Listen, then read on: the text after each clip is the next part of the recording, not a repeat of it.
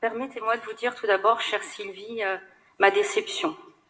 On se connaît depuis plusieurs années, vous siégez au sein de la commission culture et vous siégez de manière assidue. D'ailleurs, vous votez de manière unanime l'ensemble des projets que j'y propose, sans jamais partager avec nous ces observations que vous venez de partager ici en séance, mais sans doute est-ce la lumière de la caméra qui vous incite à dire ici ce que vous n'exprimez pas en commission, qui est pourtant un lieu de travail. Je m'attendais à mieux aussi parce que, en fait, vos propos sont mensongers. Alors, j'ai déjà entendu ce matin qu'il y aurait soi-disant eu un fonds d'urgence déjà pour la culture. Quand je l'avais suggéré à l'époque à l'ancien maire, il m'avait expliqué que ça coûterait beaucoup trop cher. Tu te rends compte ce que nous coûte déjà le Covid ? M'avait-il été répondu. Non, non, monsieur Collomb, ne faites pas comme ça. En plus, il y avait quelques-uns de vos services. Mais tout à fait. Oui, oui, alors on ne va pas prendre à partie... On va pas prendre à partie nos services. Vaut mieux ne pas raconter les mensonges. Non, monsieur Collomb, ne vous inquiétez pas. Je rappelle simplement les faits. S'il vous plaît. Et en effet, il n'y a pas eu de fonds d'urgence durant le mandat précédent. C'est une décision que nous avons prise 3 semaines après notre élection. Je vous prierai de ne pas faire de commentaires, monsieur Collomb, s'il vous plaît. Madame Perrin-Gilbert a la parole. Madame Perrin-Gilbert a la parole. Vous pouvez, monsieur Collomb, vous pouvez me demander la parole si vous le souhaitez. Je vous demande de ne pas interrompre Madame Perrin-Gilbert. C'est tout. Monsieur Collomb, je vous rappelle que je suis en charge de la police de cette assemblée et je vous dis comment ça se passe. Si vous voulez prendre la parole, vous pouvez la demander. En l'occurrence, je vous demande simplement de laisser Madame Perrin-Gilbert s'exprimer. Madame Perrin-Gilbert, c'est à vous. Oui, mais monsieur le maire, je comprends qu'il soit difficile d'être quand on a été. Donc, je laisserai à monsieur Collomb sa rancœur. Et par contre, je serais très intéressée qu'en effet, vous nous apportiez les éléments budgétaires que vous auriez fait voter en 2020 et on verra qui ment dans cette assemblée. D'autre part, donc j'en reviens justement aux propos mensongers de madame Palomino. Madame Palomino, je serais ravie que vous m'expliquiez qui sont ces directeurs et directrices d'établissements qui sont partis depuis notre arrivée. Monsieur, comme vous venez de le dire, parce que monsieur Théodori, son départ, il était annoncé depuis 3 ans et c'était un départ à la retraite. Voilà.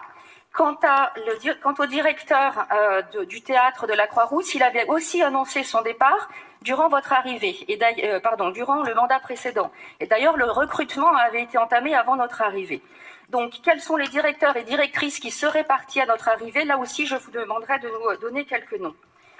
Concernant l'Institut Lumière, que vous avez cité, c'est quand même un peu l'hôpital, là aussi, qui se moque de la charité.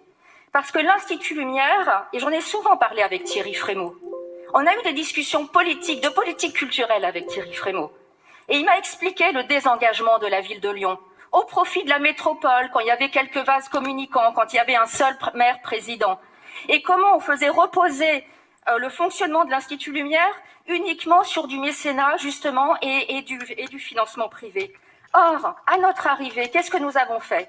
Parce que nous avons dit que le cinéma serait une priorité de notre politique culturelle. Dès 2021, nous avons augmenté la subvention publique à l'Institut Lumière, passant de 480 000 € à 550 000 €. Et je vous annonce que lors du prochain budget 2022, dans la proposition que je vous ferai, mais si vous m'aviez interrogé en commission culture, je vous l'aurais dit, Madame Palomino, nous allons passer de 550 000 € à 700 000 €. Ça veut dire que nous allons doubler pratiquement le budget consacré à l'Institut Lumière, et non pas au Festival Lumière, mais à l'Institut, pour le travail de fond qu'il fait, de préservation des collections, de lien avec le 8e arrondissement. Et je sais tout le dialogue qu'il y a entre le maire du 8e, ses équipes et l'Institut Lumière. Quant à des lieux de création et de créativité, nous avons voté 5 millions € pour les subsistances, pour le site de subsistance, pour pouvoir continuer ce projet. Depuis 2008 que l'école des Beaux-Arts avait été transférée aux subsistances, pas un financement n'avait eu lieu sur les subsistances. 5 millions € que nous injectons pour que les subsistances puissent se développer et accueillir toujours plus d'artistes et de compagnies en création.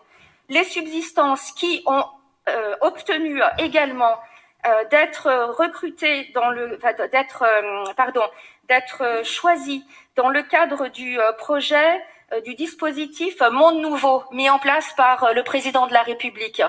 Nous avons 2 structures qui ont été retenues à cet appel à projet national, les subsistances et le gramme. Et en effet, nous pouvons, le gramme avec un E, et en effet, nous pouvons être heureux de cette reconnaissance et de la vitalité de nos lieux culturels. Les subsistances, nous en avons augmenté aussi la subvention de fonctionnement l'année dernière, de même que pour la Villa Gilet, où nous avons également augmenté la subvention de fonctionnement. Et mieux encore, nous allons faire des travaux au sein de la Villa Gilet. Et même la région, la vice-présidente de la région nous en a remercié, parce que nous faisons des travaux pour l'équipe de la Villa Gilet, mais également pour l'ARALD, l'agence régionale du livre et de l'édition, et qui va en bénéficier. Et j'ai aussi le plaisir de vous annoncer que la ville de Lyon, dès 2022, va faire partie du cluster ou du groupe ville de création littéraire de l'UNESCO.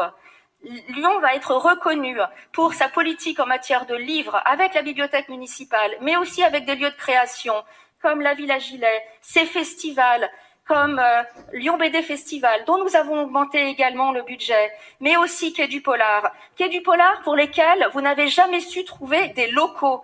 Depuis des années, ils cherchent des locaux et on va enfin avancer avec eux et leur proposer de pouvoir poser leurs équipes. Je ne vais pas continuer plus loin, mais vraiment vos propos ne vous honorent pas, Madame Palomino, et pour ma part, je continuerai à suivre la feuille de route en matière culturelle sur la base de laquelle j'ai été nommée par Monsieur le maire adjointe à la culture, et qui est de faire la part belle à la création, à l'émancipation et également à l'hospitalité. Et en effet, nous verrons tout à l'heure avec la nouvelle convention signée avec l'Institut français que Lyon continuera à accueillir le monde, et je m'en réjouis.